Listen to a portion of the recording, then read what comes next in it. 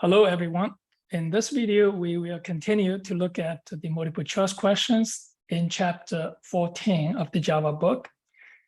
We will resume from question 14.17. Which of the following statements correctly creates a color object? Now, you just need to look at the UML diagram in this section, the color class, for the color class, and see which one it is right. So the first one, it's not. So here, you have to have the red, green, and blue, and opaque all these numbers, floating point numbers between 0.0 and 1.0. So this is B is okay. So, and here, this one, and there's no constructor like this. And so here, this three are correct. So the next one here, which of the following statements correctly creates a font object? So this is okay, the font size and font name, font size, font using the static method font, using the static method font with this font weight, and this is the with this font weight and font posture italic. So this is all correct. Which of the following statements are correct? A color object is immutable, that's correct. A font object is mutable.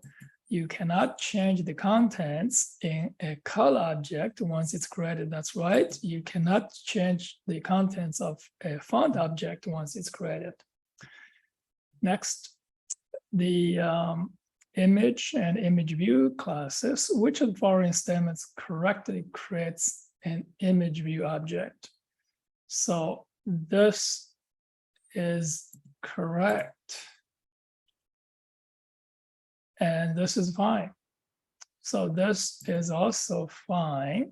So you have this is the image object passed to image view.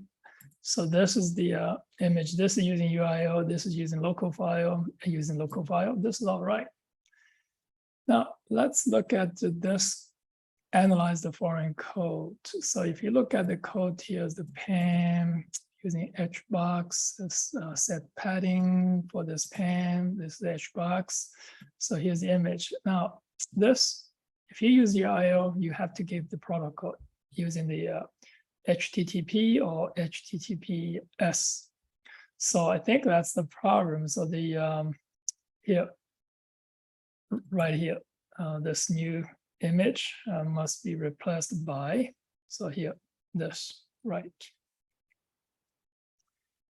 All right, so the next one here, to add a node into a pen, so you have to use pen.getChildren. So that's like a list, and then you can add it into this pen. So you can also use add-all for multiple nodes, and including a single node. So to add two nodes, node 1 and node 2 into a pen, and use, so you can use this add node 1, node 2. No, you have to use the add-all node 1, node 2. To remove a node from the pen, use, so here's the pen, and remove from this getChildren list, remove and remove all. To remove two nodes, and then you have to use remove all. Which of the following statements are correct to create a flow pen?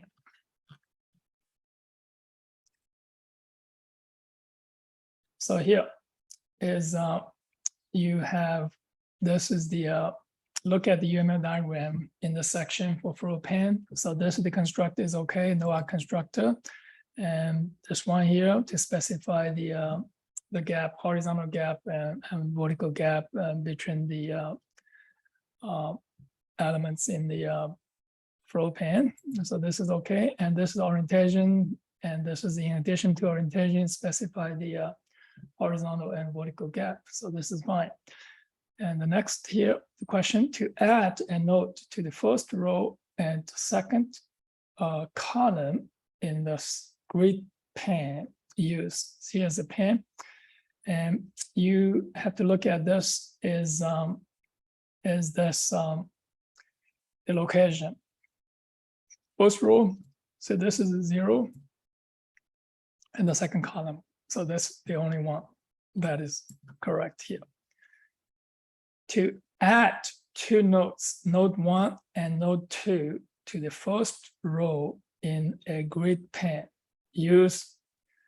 So to the first row, you can have, yes, this is for node 1.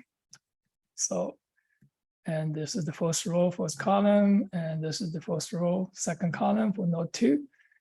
And this, you can use add row, and row index is 0, so this is fine. So this is only 2 correct choices for this question.